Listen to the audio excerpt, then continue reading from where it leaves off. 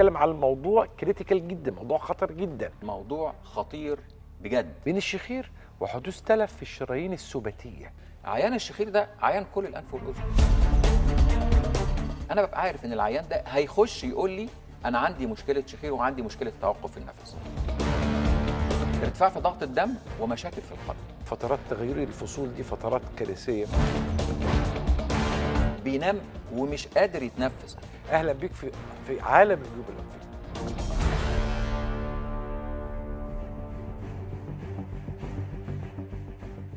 الدكتور هشام إبراهيم، دكتوراه واستشاري الأنف والأذن والحنجرة، دكتوراه واستشاري العلاج بالليزر جامعة القاهرة، زمالة الجمعية العالمية للشخير وأمراض النوم، زمالة الجمعية الأوروبية للشخير وأمراض النوم، أستاذ زائر بمستشفى رويال كير العالمي بالخرطوم.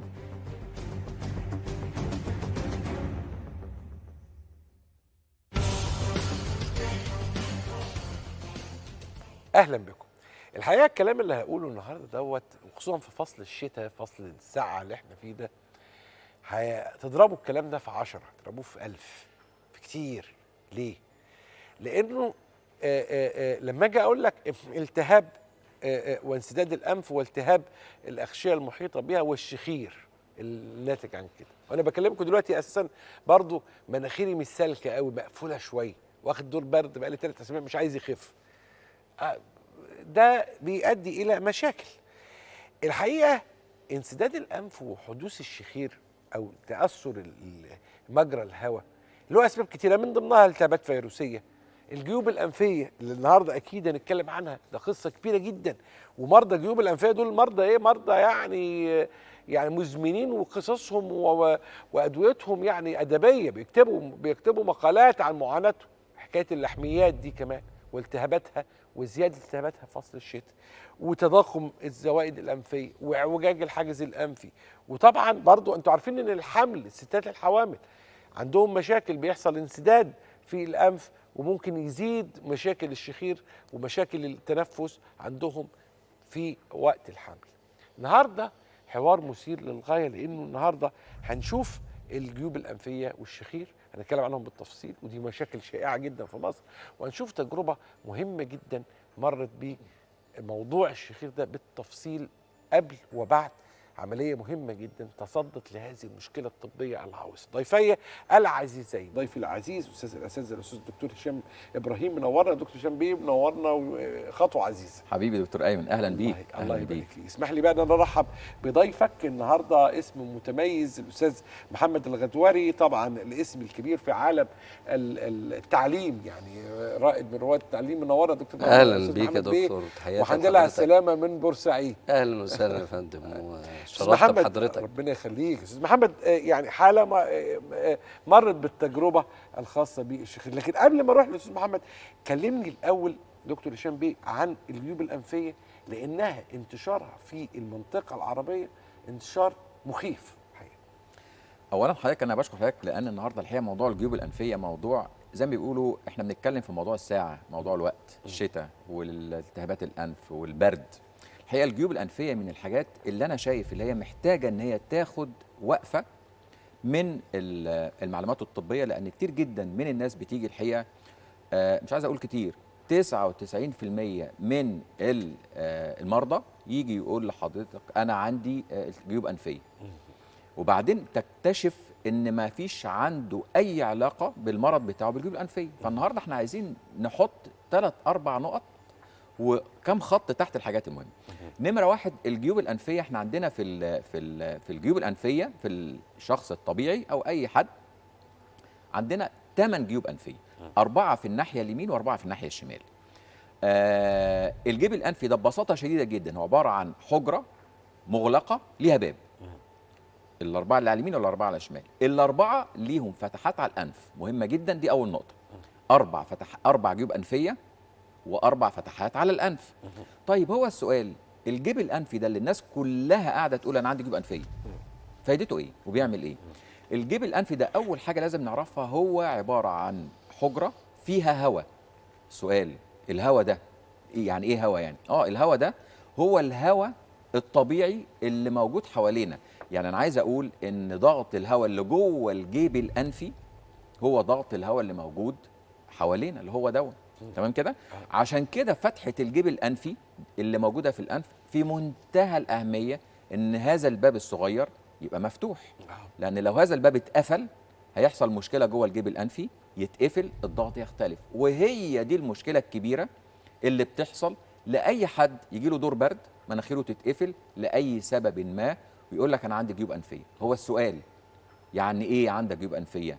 يعني عندك التهاب ولا عندك ضغط مختلف ولا عندك التهاب حاد ولا التهاب مزمن؟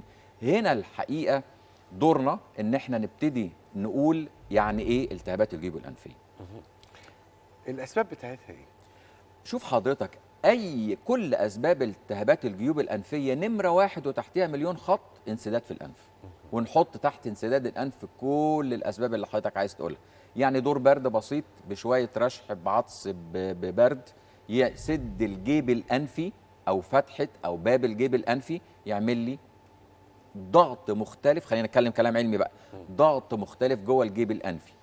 لحميات، حاجز انفي، غضاريف، التهابات، حساسيه، اورام، كل حاجه تسد مجرى التنفس في الانف، تسد لي الباب الموصل للجيب الانفي، يعمل لي ضغط مختلف. خد بال حضرتك انا قلت ضغط مختلف، ما قلتش التهابات، لان الضغط المختلف ده هو اللي كلنا بنبتدي نشتكي منه. ان اول ما يجي لي برد اقول ايه؟ انا دماغي تقيله، انا دماغي عندي صداع، انا دماغي مزنده مش قادر اوطي. يبقى الجيب الانفي او الضغط جوه الجيب الانفي ابتدى يختلف. طيب هل هنا انا اقدر اقول ان انا عندي التهابات في الجيوب الانفيه؟ يعني كل واحد جاله دور برد يقول انا عندي التهابات في الجيوب الانفيه؟ لا طبعا. عشان اقول عندي التهابات في الجيوب الانفيه عندي لازم اقسمها حاجتين، يا التهاب حاد يا التهاب مزمن، والفرق بينهم سما وارض. التهاب حاد يعني جالي دور برد ما اتعالجتش منه، اهملت فيه، قعد اسبوع 2، ابتدى الجيب الانفي جوه الباب يتقفل، الضغط يختلف، يحصل شويه ارتشاح والتهابات. بقى هنا نبتدي نقول التهاب اهو، التهاب بسيط وارتشاح جوه الجيب الانفي، يبتدي نقدر نقول عندنا التهاب حاد في الجيب الانفي. اعراضه ايه؟ صداع، سده في الانف، وشويه مخاط موجودين في الحلق. علاجه ايه؟ بسيط جدا. علاج السبب، دور برد، دور مش عارف ايه، سده، شويه ادويه بسيطه، يومين 3 اسبوع بالكتير، الموضوع انتهى، والالتهاب البسيط اللي في الجيب الانفي انتهى. استاذ محمد بقى، قصه مهمه جدا ومثيره. يعني انت رجل علم تعليم، قعدت عمرك كله في عالم التعليم، وده عالم كلام، تتكلم طول الوقت بتشرح، صح كلام؟ تمام. في اخر اليوم بتهيألي في ارهاق شديد جدا حصل على مستوى الانف، على مستوى طبعا الجيوب الانفيه، على مستوى الحلق كله، على مستوى اللارنكس اللي هي الحنجره. ده ولد حاله من حالات الشخير، صح كده؟ تمام. اولا تحياتي لحضرتك واسره البرنامج، والاستاذنا الدكتور العظيم استاذ هشام ابراهيم اللي فعلا اعاد الحياه. مش بقول لحضرتك جمله، اعاد لي الحياه من اول وجديد. انا يمكن كنت بروح من الشغل تعبان، كنت بدي دروس، بروح مرهق، ما كنتش بحس بحالي حقيقي. سنين طويله، منذ 10 سنوات بالظبط بدات احس انسداد انف، اجي انام مش قادر اتنفس، نوم منقطع، النفس بيتقطع، واحس كده ان انا نفسي اتقطع، مش قادر اقوم من النوم، بلغم في الحلق، موجود بلغم، مش قادر اخد نفسي، قايم كسلان، صداع شديد، انتفاخ في البطن، الام في العظم. اروح شويه لدكتور عظام، اروح شويه لدكتور انف واذن وحنجره، يقول لي ده التهاب في الجيوب الانفيه، وناس تانية تقول حساسيه، واستمر على العلاج المؤقت يومين 3، مش علاج، مجرد مسكنات. وبعدين استمر الحال، قعد يزداد سوءا، وانا مريض سكر اساسا. فجاه لقيت بقى عندي ضغط ارتفع بطريقه مش معقوله، نهجان، نوم بالليل ده يستحيل، بقى عندي فوبيا، مش قادر انام، انام اتخنق اقوم مش قادر، انسداد في الانف، انسداد في الحلق، التهاب على طول في الصباح، زوري مش قادر، الحلق مش قادر، اخد مسكنات، اخد مضادات حيويه، اخد علاج. قعدت 10 سنوات عايز اقول اتعالجت غلط، وزادت الحاله سوء. طبعا المدام بدات تقول لي صوت الشخير بدا يعلى، في شخير في الساعه او النص ساعه اللي انا بغمض عينيا فيها. الحمد لله والشكر لله وبفضل استاذنا ودكتورنا العظيم دكتور هشام ابراهيم، من اول زياره قال لي 1 2 3 عندك اعوجاج في الحاجز الانفي. قلت له من الناحيه اليمين؟ قال لي لا، من ناحيتين. اس شيب. بالظبط. اعوجاج زي حرف الاس. الاس. زي حرف الاس. قال لي اعوجاج من الناحيه اليمين من الناحيه الشمال. وبعدين كشف على الحلق الفم، قال لي ده زورك فعلا مقفول 90%. انت بتنام ازاي؟ عايش ازاي؟ قلت له ما عشان كده انا لفيت وجيت للناس الثقه. يعني عملت العمليه؟ هو قال لي طبعا في اعوجاج في الحاجز الانفي، وبعدين في عندك اللوز كمان ملتهبه، وعندك العضلات سقف الحلق في ارتخاء، واللهاه كمان. فطبعا قلت له يا طب ايه يا دكتور؟ قال لي ثق تماما ان العمليه هتجيب معاك نتيجه. عملت العمليه من شهر؟ توكلت على الله بالظبط يوم 24/11 للدكتور، وطبعا طمني جدا المقابله والراحه النفسيه، وقال لي ان شاء الله ما تقلقش. ودخلت فعلا ما حسيتش باي شيء، في خلال ساعه زمن او اقل كنت فايق جدا، وقعدت ساعتين وروحت بورسعيد في نفس اليوم. وانا بقالي الوقت شهر بالظبط، هنقول اسبوع، حاسس ان انا طاير، حاسس ان يمكن 80% من الالام راحت. باكل كويس، بنام كويس جدا، كنتش بنام اكتر من ساعه ونص، ما عادش في انقطاع في التنفس، بدات الانف الاتنين يتفتحوا، طبعا الشخير شبه راح خالص، قطاع التنفس تمام، حسيت اني بقيت شاب ورجعت الحياه تاني، بعد ما كنت عايش بقى دور ان انا خرجت على المعاش بقالي سنه وعجزت والكلام ده وخلاص. الحمد لله. فعلا دبت الحياه، والحمد لله والشكر لله والشكر لحضراتكم. ومهما قلت الدكتور هشام من شكر وعرفان، هقول له جزاك الله خيرا، وان شاء الله في ميزان حسناتك اللي بتعمله، والحمد لله رب العالمين. الحمد لله على سلامتك. الله يسلم سعداء عليك. بزيارتك شكراً. كمان. شكرا. الحاله مركبه فيها اكتر من حاجه.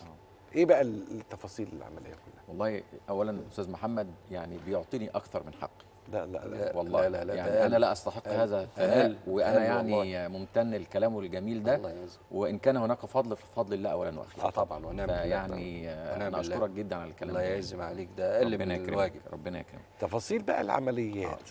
شوف حضرتك الاستاذ محمد الحقيقه ضغط، اولا 61 سنه، عنده ضغط، عنده سكر، عنده انسداد في الانف بنسبه مثلا 80 90%، عنده انسداد في الحلق بنسبه 80 90%.